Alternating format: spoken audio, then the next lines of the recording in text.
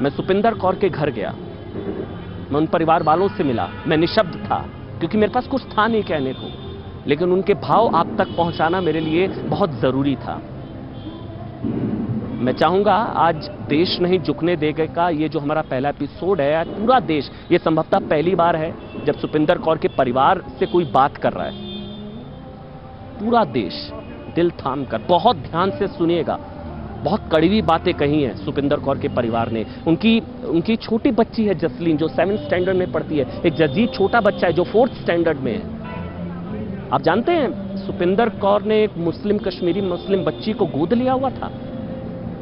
कई आप सोचिए, यहां सिर्फ उनका परिवार अनाथ नहीं हुआ। मैं बिना कुछ कहे, राम माधव भी हैं, मैं चाहूंगा राम माधव भी उनकी बातों को बहुत ध्यान से सुने, सुशील पंडित, इसके अलावा अशोक पंडित, आदित्य, सब कोई। मैं यहां पर हूं आपके साथ लाल चौक पर, लेकिन वो जो बातचीत मैंने की है सबसे पहले उसको सुनिए आप।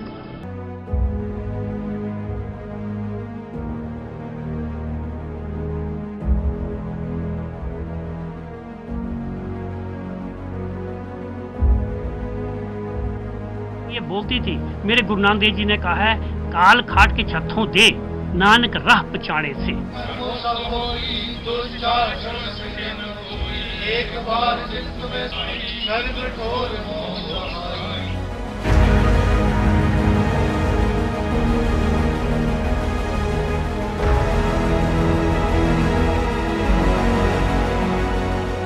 आज सुपिंदर कौर के परिवार के साथ संभवतः पूरा देश है। जब मैं यहां पर आया तो आप समझिए सैकड़ों की संख्या में, हजारों की संख्या में लोग यहां पर हैं। अरदास नीचे चल रही है। समय नहीं है बात करने का, बहुत ही मुश्किल समय होता है परिवार के लिए, आप सभी जानते हैं। और इस समय कोई सवाल भी नहीं होता। हम पत्रकारों के लिए उनका दर्द आप तक पहुंचाना भी जरूरी है, लेकिन उनकी भावनाओं की भी कद्र करना जरूरी है। बहुत मुश्किल है, लेकिन मैं कोशिश करूंगा, क्योंकि आज मेरे ख्याल से जितने भी लोग मेरे साथ इस वक्त हैं, जितने भी लोग हमारा ये शो देख रहे हैं, देश नहीं झुकने देंगे, मस्तक तो झुकाने की कोशिश हुई। आज सुपिंदर कौर की हत्या की गई, लेकिन सुपिंदर कौर के जाने से सिर्फ उनके बच्चों के परिवार के सर से ही हाथ नहीं उठा। आज मैं बाहर से आ रहा था तो मुझे पता लगा वो कई मुस्लिम बच्चियों को उन्होंने गोद लिया हुआ था। एक मुस्लिम बच्ची को उसकी फीस, सारा खर्चा वो उठाती थी। उनके जाने से यहां पर ये भी लोग बता रहे हैं कि वो मुस्लिम बच्चे भी एक तरीके से अनाथ हुए, उनके सर से भी एक मां का साया उठा है। मेरे साथ कुलदीप जी हैं, कुलदीप सिंह हैं, उनके रिलेटिव हैं, और जसलीन जो कि 7th स्टैंडर्ड में है, और जसजीत हैं। इनसे मैं बात नहीं करूंगा और मैं चाहूंगा इनकी तस्वीर भी आप बिल्कुल क्लोज कर लें। बस इनके साथ बैठना और इनको महसूस करना हमारे लिए बहुत बड़ी चीज है। हम और आप बात कर सकते हैं, लेकिन इन्होंने जो खोया, इनका जो दर्द है, वो कोई नहीं महसूस कर सकता। कुलदीप जी, बस मैं आपसे बात करूंगा। सवाल कुछ नहीं है मेरे पास, बस ये मेरे को अभी तक नहीं समझ आया कि क्यों। देखिए, ये तो बड़ी दुर्घटना वाली ऐसी बात है कि जिसको जितनी भी इसकी निंदा की जाए वो कम है। अफसोस की बात है कि एक निहत्थी लड़की के ऊपर, जो कोई भी धर्म नहीं बोलता है कि लड़की के ऊपर जुल्म करो, मुझे समझ नहीं आती है उनमें से कौन सा ऐसा कारकुन निकल आया कि जिसने जाकर हमारी छोटी बच्ची को निशाना बनाया। इस बच्ची ने कुछ नहीं किया था, या अपने टाइम पर जाती थी, अपने टीचरों से बड़ा मिलजुल के रहती थी। टीचर भी इसकी बहुत तारीफ करते थे क्योंकि बड़ी डेडिकेटेड टीचर थी। मगर अफसोस है क्योंकि इस बच्ची ने वहां पर अपने इलाके में भी कुछ एक ऐसे बच्चों को अडॉप्ट किया था जिनका जो बेचारे बेबस थे, जिनके पास खाने पीने का कोई जरिया नहीं था, जिनके जो बेचारे ऑर्फन हो चुके थे, उनको ये अपने जेब से, अपनी तनख्वाह से उनका खर्चा देती थी। मैंने सुना 20,000 रुपए महीना। जी जी जी, 15-20 देती थी, और साथ वहाँ पर हर महीना 15-20 हजार हर महीना अपनी तनख्वाह से रखा था। क्योंकि ये बोलती थी, मेरे गुरु नानक देव जी ने कहा है, काल खाट के छत्थों दे नानक राह पछाड़े से। अगर अपने जेब से तुम कमाते हो तो अपनी किरत कमाई में से अपना कुछ ना कुछ दान जरूर करो। तो ये उन मजलूमों को दान करती थी जिनका कोई सहारा नहीं था, और वहां पे जो चौकीदार भी थे उनका भी सहारा यही बनी हुई थी। तो फिर क्यों, मतलब आप कह रहे हैं वो कश्मीरी मुस्लिम बच्चियों की, कई बच्चों की वो मदद करती थी, कोई वजह समझ आई क्यों? इस वक्त गवर्नमेंट की तरफ से या किसकी तरफ से प्रेस में दिया गया है कि उसने 15 अगस्त को नेशनल फ्लैग फर्ल किया था वहां पर 15 अगस्त के दिन पर।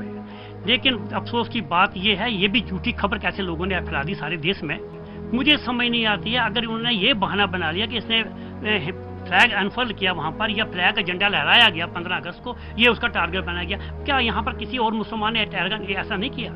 क्या ऐसे नहीं किया? हमारे यहाँ पर कई लोगों ने, कई टीचरों ने हर डिपार्टमेंट में वो झंडे लहराए गए, हालांकि इसने लहराया नहीं, फिर भी ये टारगेट बनी। जिन्होंने लहराया उनको कुछ नहीं किया गया। फिर क्या पहले कोई धमकियां कुछ इस तरह का? नहीं, ऐसा कभी नहीं हुआ, कभी कुछ नहीं ऐसा हुआ था इसके साथ, ना हुआ था तो ना होता कभी आया, क्योंकि ये बड़ी पोलाइट थी, ये हर एक के साथ मिलजुल के रहती थी, हर एक मजहब को रिस्पेक्ट करती थी। और इसके सिर्फ इसके ऊपर एक ही जो चीज लगी हुई है दिखाता है कि वो उस बेचारी न्याथी को बिना वार्निंग दिए, बिना कुछ किए जाकर मार दिया गया और 3 गोलियां इसके ऊपर शॉट की गई जब अपनी चेयर पर बैठी हुई थी। और ये भी सुनने में आया बाद में पुलिस के थ्रू से कि वो इनको आइडेंटिफाई किया गया, उन 3 आदमियों ने जो हथियार लेकर इनके पास पहुंचे थे, आइडेंटिफाई किया गया। बताइए नॉन मुस्लिम कौन है और मुस्लिम साइड वाले कौन है? नॉन मुस्लिम को अलग किया गया और ये दो, एक पंडित और ये सरदार थी, इन 2 को ही टारगेट अलग रखा गया और इन दोनों को निशाना बना के चले गए। कितनी अफसोस की बात है, कितनी शर्म की बात है कि एक लड़की के ऊपर ऐसा हथियार उठाना, लड़की के ऊपर ऐसा जुल्म करना।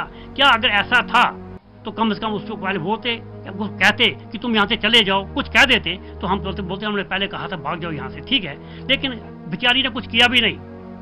कितनी अफसोस की बात है, रोना आता है कि इस छोटी लड़की को उसने चेयर पर बैठे बैठे उसको गोली मार दी। कितने अफसोस की बात है। ये इसकी निंदा जितनी भी की जाए वो कम है, लेकिन फिर भी हम अपने मुसलमान भाइयों से अपील करते हैं कि आप ऐसे वातावरण को खराब ना करें, वातावरण में वही प्यार और बना के रखें जो ऋषि मुनियों ने हमें पढ़ाकर कश्मीर में बना के रखा है। अब इन बच्चों, देखिए मासूम बच्चे 2 हैं, अब इनकी देखभाल कौन करेगा, ये सोचने वाली बात है। इनकी दादी माँ बुजुर्ग हैं, इनके दादाजी बुजुर्ग हैं, घर में कोई और है नहीं।